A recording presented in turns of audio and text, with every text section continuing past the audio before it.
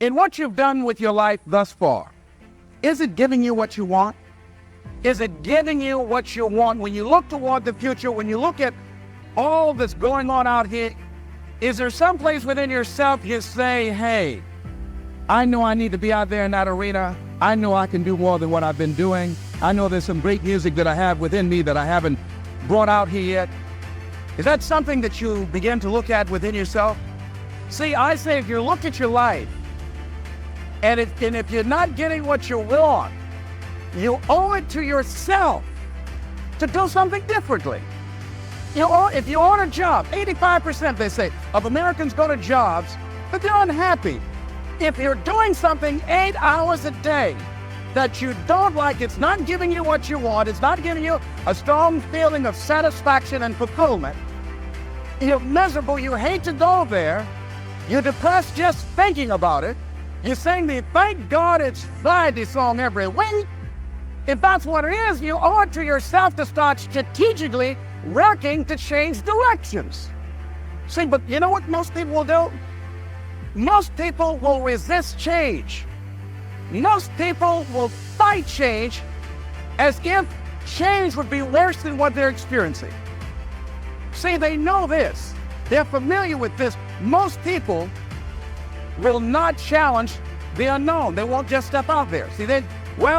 See, there's certain things that's got to be in place. They got to see it all together. And life isn't like that. That's not how you grow. So as you look at your life, you're saying, I'm not getting what I want. As you begin to look toward the future, begin to know that whatever it takes for you to create that, you've got that in you. You got that. You've got genius in you. You've got goodness in you. You've got creativeness in you. If you decide to take the initiative to change the current quality of your life, I say to you that you will find that the universe is on your side, that life is on your side. Now, will it be turbulent? Yes. Will it be easy? No. Will you have some opposition? Yes. Will I make a lot of mistakes? Yes. Will I get hurt? Yes. See, a lot of people won't try anything different in life because they don't want to get hurt. Let me tell you something. It's too much pain to duck. Pain is everywhere. You can hide under here. It will come where you are. It's everywhere. Viktor Frankl calls it unavoidable suffering. You can't duck it. But most people spend their life not wanting to deal with the pain of rejection, the pain of defeat, the pain of being disappointed, the pain of losing, the pain of failure, the pain of being criticized, the pain of not being liked, the pain. That's called life. Life is full of pain. It's everywhere. But guess what? There's no gain without pain. Because it's the pain of regret that you experience. If I had it to do over again, that's a pain. Don't you know that's when you know, I was in a seminar once and this lady stood up. If I had my life to live over again, she talked about all the things that she would do. And you can feel the pain of regret in her voice. Pain of regret. She still experienced pain. She was trying not to experience the pain of defeat, the pain of disappointment, the pain of loss, the pain of lack of support. And she still experienced pain. It was right there. We can't get around it. Most people are governed by their habits, their fears, and the opinions of others. A lot of people never try anything differently because they have been convinced by people in their lives that they value that they can't do it. They're living within the context of the opinions that other people have of them, the low expectations.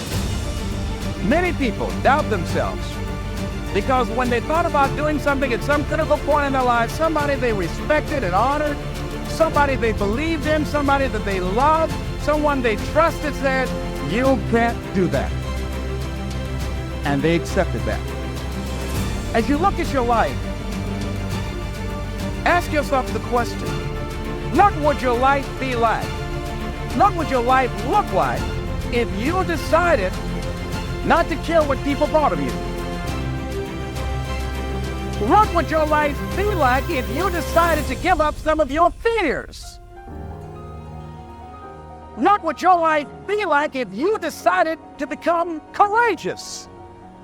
What would your life be like if you decided to act on your dream, if you did what you felt in your heart? You know what courageous means? Tom Ruskin and Randy Reed said. They said that courage comes from a French word which means of the heart. That how does it feel to you? He says it's courage, it takes courage to live. Says most people go through life not allowing themselves to step out because they don't want to let go. They don't want to be blown around. They don't want to be moved. The courage to face life's whirling wind of contradictions. The courage to love yourself. The courage to love. For years, I was afraid to love. The courage to take a chance. The courage to be who you are. He says, courage isn't for somebody else, for medals, applause, or moral debts. Courage is what at that moment feels most right for you. Not just situational ethics, but what feels right in your heart, the word of the heart, what feels right in your heart. One great philosopher says, cowards die many times before their deaths. The valiant never taste of death but once. What does that mean? The valiant people aren't afraid? No. It means that they experience that here and they move forward. They move forward anyhow. Many people are dead now. Many people are allowing their dreams to die. Many people are allowing their ideas to lie dormant and collect dust. Many people have all this talent and ability that they are allowing to be buried inside of them, that they will take with them to their graves because they didn't have the courage to be who they are. And I say, as you begin to look toward the future and manifesting your greatness, it's going to take everything in you, that your life deserves the concentrated effort to begin to look at how is it that I can express more of me? How is it that I can bring my ideas out here now? How is it? And start living with a sense of urgency because you're here today, you're gone today. Life is unpredictable, it's uncertain. There are no guarantees. No guarantees out here at all. So holding back, what are you waiting on? Ask yourself, what's the benefit of your waiting? What's the benefit of your not living your dream? What's the benefit of not listening to yourself? Oh, please, listen to yourself. You know the feelings. If you start listening to the feelings in your heart, and I'm doing it now more every day, I find that my feelings, I can trust them. And I say to you, that as you look toward the future, you look at life on a daily basis, if there's something that you have been given, if you've heard something within yourself that you know that what you're doing now doesn't fit for you, it doesn't work for you, it's not giving you what you want, and there's something else that you want to do, don't allow that inner doubt in you to talk you out of it, to build a case on why you can't have it, to tell you why you're not good enough. You ignore that inner voice and all of the external voices. Don't judge the possibilities for what you can do based upon the circumstances, because the circumstances won't determine who you are. Don't determine what you're able to do based upon your resources. Won't determine what's possible for you based upon where your life is right now. Where your life is right now is not you. That's just what it is right now. But the possibilities for you are unlimited. If you're in a rebuilding process, it's unlimited. If you're coming back from adversity and devastation, it's unlimited of what you can do. That's the capacity of human beings. It doesn't matter how many mistakes you've made. It doesn't matter how many flops you've had. It doesn't matter how much money you've lost. In fact, I see it only as an investment of what you learn from life, not losses, but investments of what's possible for you. And I say to you that once you start listening to yourself and as you begin to act on your dream, as you start just trying to find your way, doing what you can with what you have, you will start seeing things opening up for you. You'll start attracting people. You say, where'd they come from? things will start coming together, clicking for you. You say, whoa, you start brainstorming, ideas will come out of nowhere as you focus on it. The key to it is to begin to focus on what it is you want to do. Why, Les? Why is that important? Because as you focus on that which you want to do, that which we focus on, that which we give our energy to, it will begin to multiply. It will begin to expand. It will begin to develop your consciousness. And out of that comes your greatness. Out of that comes a commitment. Out of that comes a passion for life. Out of that comes a special power that you have in you that you haven't even called on yet. See, the powers that we have will never reveal themselves if we don't challenge them, if we don't put ourselves in a position where we have to use them. So one of the most important things was reading a book that's a really interesting book called Instant Millionaire, and the guy said, put yourself in a position where you can't retreat, where it's do or die, sink or swim. Here's what you'll find out. You'll develop incredible swimming skills. You'll find yourself stroking unlike you've ever seen before. From the inspiration of desperation, you'll become more creative than ever before. So what is it? How do we handle that whole piece? Throw your whole self into it. See, most people go at it tentatively. They don't give all their stuff. They don't concentrate.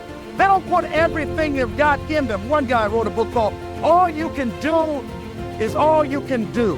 And all you can do is enough. But he said, make sure you do all you can do. And if we're honest this evening, we know that we haven't done all we can do. So as we look at the future, we can decide that from this day forward, if I look at my personal relationships, if I look at my professional relationships, if I look at my family relationships, if I look at all the dimensions of my life, looking at myself mentally, emotionally, and spiritually, I'm going to do all I can do to develop me, to bring my talent out here, to make a contribution to life. You want to make your life, he said, number one, develop your mind. You don't get in life what you want, you get in life what you want. Number two, develop your communication skills. Once you open your mouth, you tell the world who you are. 3, practice the principle of OQP.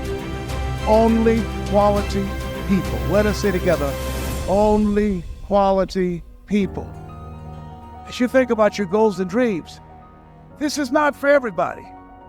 You want to build an organization with only quality people. Not people who need more, but people who want more. You want to surround yourself with people that are hungry.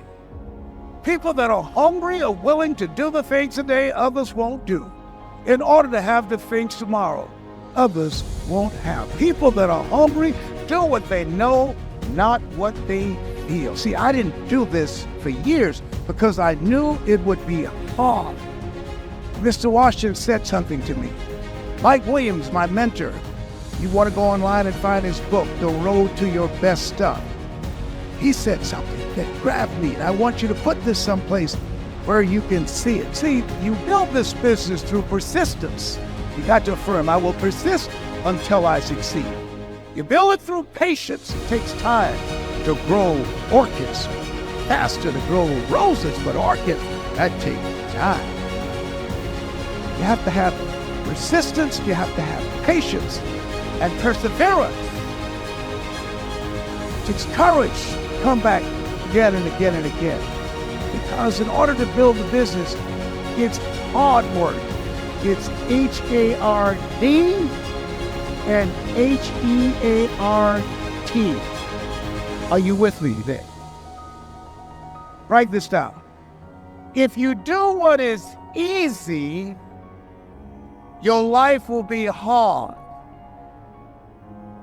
But if you do what is hard, your life will be easy.